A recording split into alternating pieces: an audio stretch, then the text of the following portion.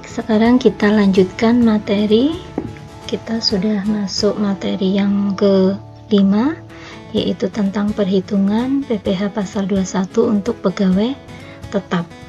Nah, secara teknis perhitungan PPh pasal 21 untuk pegawai tetap itu dapat digambarkan seperti ini, ya. Nanti yang pertama kita mencari penghasilan bruto per bulan yang diperoleh atau yang diterima oleh pegawai tetap.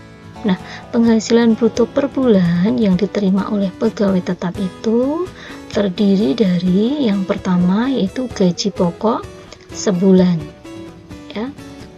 Kemudian yang kedua ada tunjangan, bonus, imbalan yang kesemuanya ini, tunjangan, bonus, dan imbalan itu sifatnya rutin atau teratur diterima setiap bulan, ya. Jadi nanti kalau ada bonus tapi sifatnya hanya sekali dalam setahun, maka nanti tidak dimasukkan dalam sini, ya.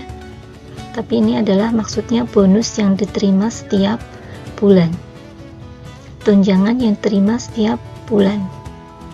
Kemudian yang ketiga yaitu ada premi JKK atau premi jaminan kecelakaan kerja, premi jaminan kematian yang dibayar oleh perusahaan. Nah, ketiganya ini unsur penghasilan bruto ini kita jumlahkan. Nah, akan ketemu jumlah penghasilan bruto sebulan yang diterima oleh pegawai tetap. Nah, setelah ketemu penghasilan bruto per bulan, kemudian kita kurangi dengan pengurangannya. Nah, di sini ada dua jenis pengurangan. Yang pertama yaitu biaya jabatan. Nah, biaya jabatan ini adalah 5% dari penghasilan bruto per bulan. Kemudian yang kedua adalah iuran dana pensiun, jaminan hari tua, tunjangan hari tua yang dibayarkan sendiri oleh pegawai tetap tersebut setiap bulan. Nah, kedua pengurangan ini, kemudian kita jumlah, digunakan sebagai pengurang dari penghasilan bruto per bulan tadi. Nah, akan ketemu penghasilan neto per bulan, ya. Jadi penghasilan neto per bulan didapat dari penghasilan bruto sebulan dikurangi dengan pengurangan-pengurangan sebulan. Kemudian setelah menghitung penghasilan neto sebulan, kita menghitung penghasilan neto setahun. Nah, penghasilan neto setahun yaitu penghasilan neto per bulan dikalikan 12. Nah, akan ketemu penghasilan neto setahun. Setelah menghitung penghasilan neto setahun, kita kurangi dengan PTKP atau penghasilan tidak kena pajak, di mana PTKP ini disesuaikan dengan status dari pegawai tetap tersebut. Nah, neto setahun dikurangi PTKP akan ketemu penghasilan kena pajak. Nah, setelah ketemu penghasilan kena pajak, nanti kita mencari pajak terutangnya atau PPh pasal 21-nya dalam setahun.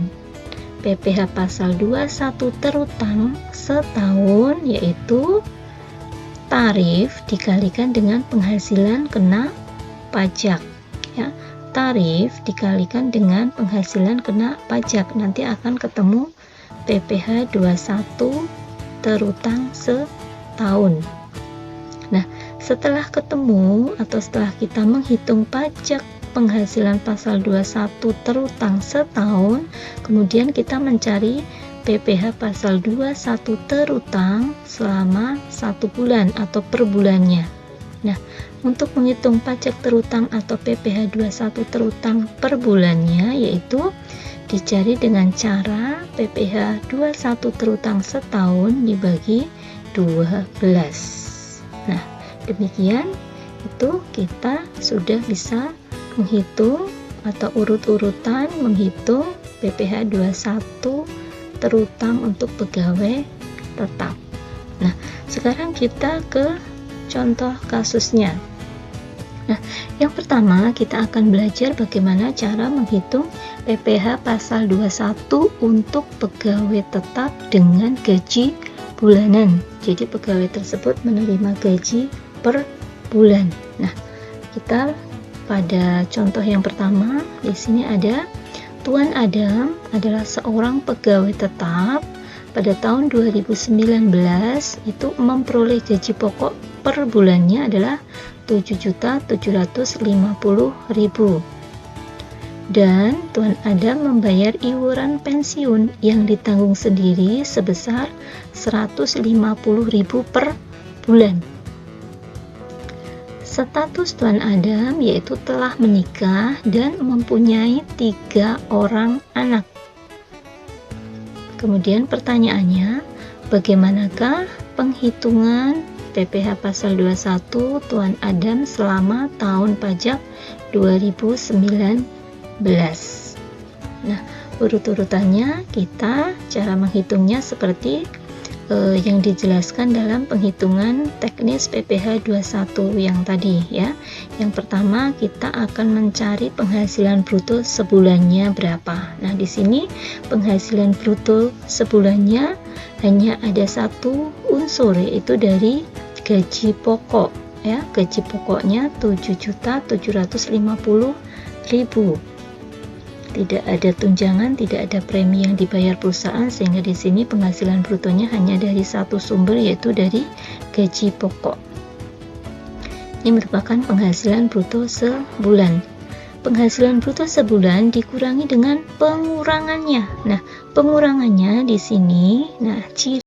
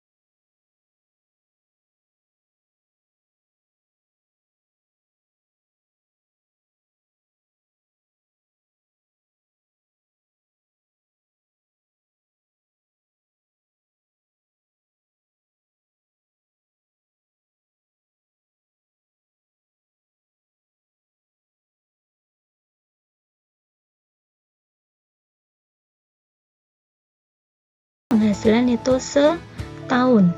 Penghasilan neto setahun didapat dari penghasilan neto sebulan dikalikan 12. Nah, di sini ketemu 86.550.000. Setelah ketemu penghasilan neto setahun, kemudian kita kurangi lagi dengan PTKP atau penghasilan tidak kena pajak. Nah, PTKP ini tergantung dari status pegawai tetap tersebut. Nah, di sini kita cari Tuan Adam tadi statusnya menikah dengan 3 anak atau K-3. Nah, K-3 itu kita rinci berapa PTKP-nya, yaitu di sini ada untuk wajib pajak sendiri 54 juta. Kemudian status kawin atau untuk istrinya 4.500.000, anaknya 3, nah maksimal 3 anak, berarti 4.500.000 dikalikan 3, 13.500.000. Nah, semuanya di jumlah ketemu 72 juta untuk PTKP-nya dengan status K-3. Nah, kemudian kita mencari penghasilan kena pajak. Nah, penghasilan kena pajak ini didapat dari penghasilan neto setahun dikurangi dengan PTKP. Nah, PTKP ini otomatis PTKP setahun ya. Penghasilan neto setahun dikurangi PTKP setahun akan ketemu penghasilan kena pajak setahun. Kemudian kita mencari PPh pasal 21 setahunnya berapa. Nah, itu dengan cara tarif dikalikan dengan penghasilan kena pajak. Nah, ketentuannya karena penghasilan kena pajaknya di sini adalah masih di bawah 50 juta, maka tarifnya adalah 5%, sehingga PPh 21 setahunnya yaitu 5% dikalikan dengan penghasilan kena pajak, yaitu 5% dikalikan dengan 14.550.000, ketemunya 727.500 rupiah. Ini PPh 21 setahun. Nah, karena gajinya diberikan bulanan, otomatis kita mencari PPh 21 sebulan. Nah, PPh 21 sebulan didapat dari PPh 21 setahun dibagi 12. Nah, ketemunya 60.625 rupiah. Nah, itu contoh yang pertama. Kemudian kita ke contoh yang kedua. Nah, contoh yang kedua ini masih statusnya pegawai tetap dengan gaji bulanan. Nah, tapi ini ada sedikit perbedaan. Kalau yang tadi penghasilan brutonya per bulan hanya dari gaji pokok. Nah, untuk contoh yang kedua ini penghasilan brutonya dari gaji pokok, ada dari premi-premi seperti itu. Nah, seperti apa contohnya? Kita bahas contoh yang kedua. Contoh yang kedua, di sini ada Tuan Agus adalah seorang pegawai tetap dengan statusnya K-2 atau kawin dengan 2 anak. Pada tahun 2019 memperoleh gaji per bulannya sebesar 8.500.000. Ya. Kemudian perusahaan tempat dia bekerja itu membayarkan premi jaminan kecelakaan kerja dan premi jaminan kematian ke BPJS Ketenagakerjaan. Nah, masing-masing premi JKK-nya 0,5% dari gaji pokok, ya. Kemudian premi JK-nya, jaminan kematiannya 0,3%, ya. Semuanya dari gaji pokok. Kemudian perusahaan menanggung iuran JHT setiap bulan sebesar 3,7% dari gaji pokok. Kemudian Agus membayar iuran JHT sendiri dari uang Agus sendiri setiap bulannya sebesar 2% dari gaji pokok.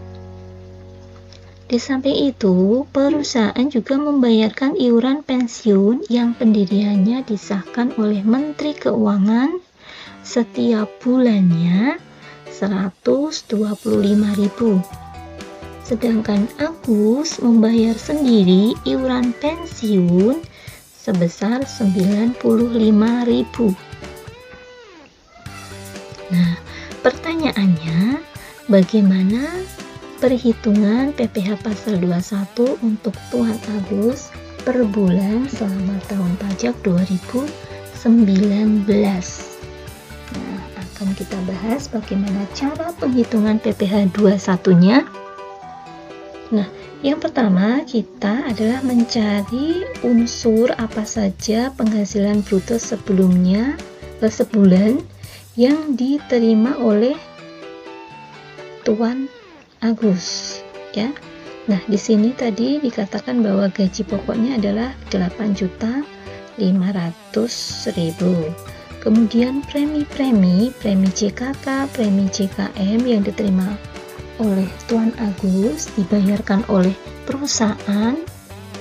Nah, premi JKK, premi JKM dibayarkan perusahaan. Nah, dibayarkan ke lembaga asuransi. Nah, sebesar 0,5% dari gaji pokok 42.500. Premi JKM-nya yang dibayarkan perusahaannya 0,3% dari gaji pokok 25.500. Nah, semuanya kita jumlah. kita jumlahkan di sini memperoleh penghasilan bruto per bulannya 8.568.000.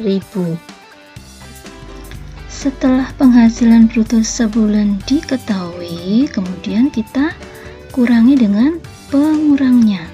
Nah, pengurang yang pertama yaitu biaya jabatan. Nah, biaya jabatan ketentuannya 5% dari penghasilan bruto sebulan, yaitu 5% dari 8.568.000. Ketemunya 428.400 rupiah. Nah, ketentuan biaya jabatan itu adalah maksimal 500.000 ya. Jadi nanti kalau dalam penghitungannya 5% dari jumlah penghasilan bruto itu ketemunya lebih dari 500, maka maksimal ditulis 500. Kemudian pengurangnya lagi adalah iuran jaminan hari tua atau THT yang dibayar oleh pegawai tersebut dalam sebulan. Kemudian iuran pensiun yang dibayar sendiri oleh pegawai 95.000, kemudian dijumlah jumlah pengurangnya 693.400.000. Nah, kemudian kita mencari penghasilan neto sebulan, yaitu penghasilan bruto sebulan dikurangi dengan pengurangannya. Ketemu neto sebulan 7 juta sekian. Nah, kemudian kita mencari neto setahun. Neto setahun adalah neto sebulan dikalikan 12. Setelah ketemu penghasilan neto setahun, kita mencari PTKP-nya atau penghasilan tidak kena pajaknya. Agus statusnya adalah K-2. Nah, di sini K-2 itu kita hitung jumlahnya 67.500.000. Sehingga neto setahun kurangi PTKP setahun ketemu penghasilan kena pajak. Penghasilan kena pajaknya 26.995.200 rupiah. Nah, setelah ketemu penghasilan kena pajak, kemudian kita mencari PPh 21 terutang setahun. Nah, otomatis di sini kita kalikan dengan tarifnya. Nah, di sini kita lihat PKP-nya, kalau masih di bawah 50 juta, maka tarifnya 5%. 5% dikalikan dengan PKP-nya. Nah, di sini ketemu PPh pasal 21 setahun. 1.349.760 rupiah. Kemudian kita mencari PPh 21 terutang sebulan, yaitu PPh 21 setahun dibagi 12. Seperti itu. Itu adalah perhitungan PPh pasal 21 untuk pegawai tetap dengan gaji bulanan. Nah, sekarang kita akan belajar ke bagian yang kedua, yaitu menghitung PPh pasal 21 untuk pegawai tetap dengan gaji harian atau mingguan. Nah, di sini contoh yang ketiga. Ahmad adalah seorang pegawai tetap K-1 pada tahun 2019 memperoleh gaji yang dibayarkan harian, memperoleh gaji harian yaitu 250.000 per harinya. Perusahaan membayarkan premi JKK dan premi JK ke BPJS Ketenagakerjaan masing-masing sebesar 1% dan 0,3% dari gaji pokok. Perusahaan membayar iuran JHT setiap bulan sebesar 3,7% dari gaji pokok. Sedangkan Ahmad membayar iuran pensiun Rp47.500 dan iuran JHT yang dibayar oleh Ahmad per bulannya 2% dari gaji pokok ya. Jadi di sini hati-hati mana yang menjadi unsur penghasilan kita sebagai pegawai tetap, kemudian mana yang dibayar sendiri oleh pegawai tetap tersebut ya. Sekarang pertanyaannya, bagaimana penghitungan PPh pasal 21 untuk Tuan Ahmad per bulan dan per hari selama tahun pajak 2019? Nah, sekarang kita jawab untuk contoh yang ketiga atau pegawai tetap dengan gaji harian. Nah, di sini kita mencari gaji pokok sebulannya dulu. Jadi walaupun gajinya itu per hari, tapi kita harus mencari gaji pokok per bulannya. Nah, kita cari gaji per harinya dikalikan dengan jumlah hari dalam sebulan. Dalam sebulan di sini kita anggap 26 hari. Sehingga perharinya 250.000 dikalikan 26, ketemunya 6.500.000. Kemudian mendapatkan premi JKK, premi JKM yang dibayar perusahaan ke kantor asuransi JKK, asuransi JKM masing-masing ini 1% dari gaji pokok, 0,3% dari gaji pokok. Ketemunya ini sehingga dapat dihitung jumlah penghasilan bruto sebulan adalah sekian. Pengurangannya sama, untuk biaya jabatan ada biaya jabatan 5% dari penghasilan bruto ya. Kemudian iuran JHT yang dibayar oleh pegawai tetap sendiri 130. Iuran pensiun yang dibayar pegawai tetap 47.500. Sehingga pengurangnya kita total. Kemudian kita mencari neto sebulan. Neto sebulan, bruto sebulan dikurangi pengurangan. Kemudian mencari penghasilan neto setahun. Penghasilan neto sebulan dikalikan 12. Setelah itu kita kurangi dengan PTKP-nya. PTKP-nya tergantung dari statusnya. Tadi K-1 statusnya yaitu 63 juta, sehingga neto setahun kurangi PTKP setahun ketemunya PKP atau penghasilan kena pajak. Nah, penghasilan kena pajak sudah ketemu. Nah, ini kita kalikan dengan tarifnya kalau kita ingin mencari PPh pasal 21 terutang setahun, yaitu tarifnya ini masih 5%, 5% dikalikan PKP-nya. Ketemu ini adalah PPh pasal 21 setahun. Kemudian kita mencari per bulannya, berarti PPh 21 setahun dibagi 12. Nah, karena tadi gajinya harian, maka di sini kita mencari PPh 21 terutang sehari. Berarti sebulan. Nah, sebulan dibagi dengan jumlah hari dalam bulan tersebut. Dibagi 26 hari. PPh 21 terutang sehari 1591,88. Nah, itu adalah contoh untuk penghitungan PPh pasal 21 untuk pegawai tetap dengan gaji harian. Nah, sekarang yaitu pegawai tetap untuk karyawati. Nah, sekarang kita akan belajar menghitung PPh pasal 21 untuk karyawati. Yang pertama yaitu jika karyawati status kawin tapi suaminya mempunyai penghasilan, maka karyawati tersebut tidak berhak atas pengurangan elemen PTKP status kawin. Nah, artinya dia dianggap lajang. Yang status kawin adalah suaminya, karena suaminya adalah mempunyai penghasilan, maksudnya seperti itu ya. Kemudian ketentuan yang kedua yaitu jika karyawati status kawin tapi suaminya tidak mempunyai penghasilan, maka PTKP tersebut berhak atas elemen PTKP status kawin. Jadi yang status kawin adalah karyawati tadi ya, dengan syarat harus menunjukkan bahwa suaminya memang benar-benar tidak mempunyai penghasilan apapun, yang dimana surat keterangan itu harus resmi dikeluarkan minimal dari kecamatan setempat. Kemudian ketentuan yang ketiga yaitu jika karyawati tidak kawin, maka elemen PTKP-nya hanya untuk dirinya sendiri, yaitu 54 juta ditambah dengan PTKP untuk keluarga yang menjadi tanggungan sepenuhnya. Misalkan ibunya yang sebatang kara benar-benar tidak ada yang menanggung hidupnya, tidak mempunyai penghasilan, tidak ada yang menanggung, maka boleh ditanggung oleh anak tersebut dengan dibuktikan ada surat keterangan resmi dari minimal kecamatan setempat bahwa ibunya itu benar-benar tidak ada yang menanggung hidupnya, seperti itu.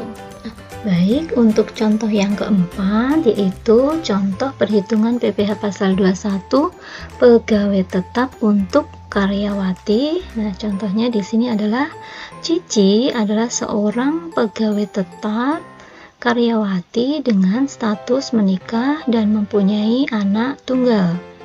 Cici memperoleh gaji per bulannya sebesar Rp6.350.000. Cici setiap bulan juga membayar iuran pensiun sebesar Rp85.000. Berdasarkan surat keterangan dari kecamatan setempat, diketahui bahwa suami Cici tidak bekerja atau tidak memperoleh penghasilan apapun. Nah, pertanyaannya, bagaimanakah perhitungan PPh pasal 21 atas penghasilan Cici sebagai karyawati? Nah, berikut pembahasannya.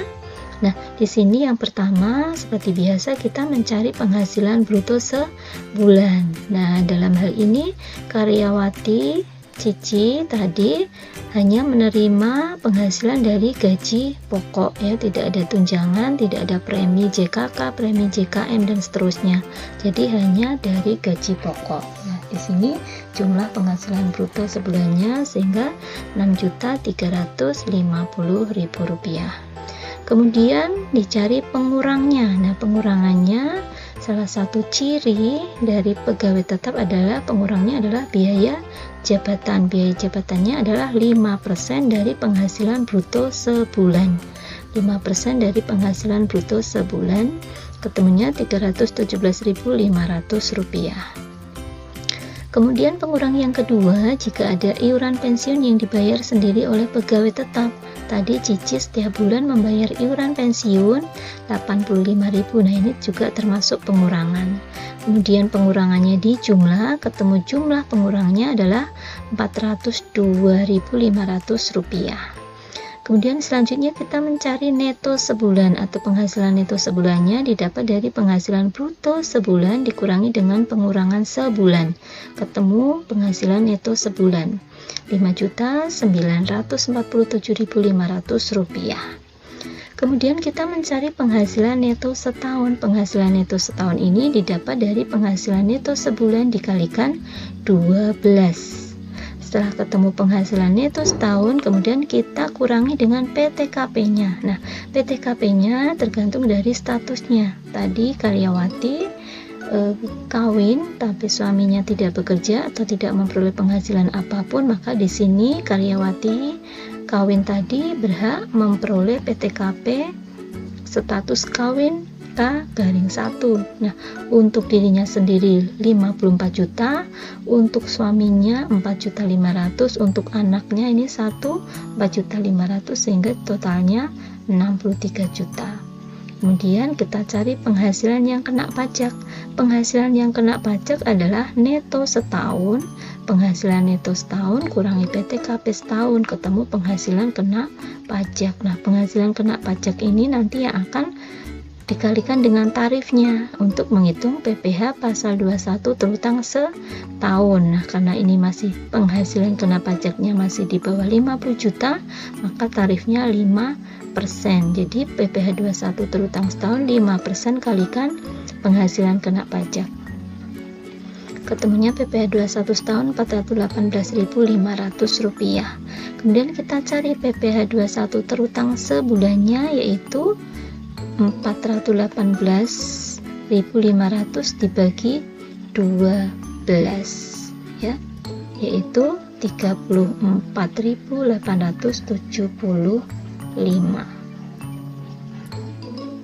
Ya, demikian kita sudah belajar cara penghitungan PPh pasal 21 untuk pegawai tetap.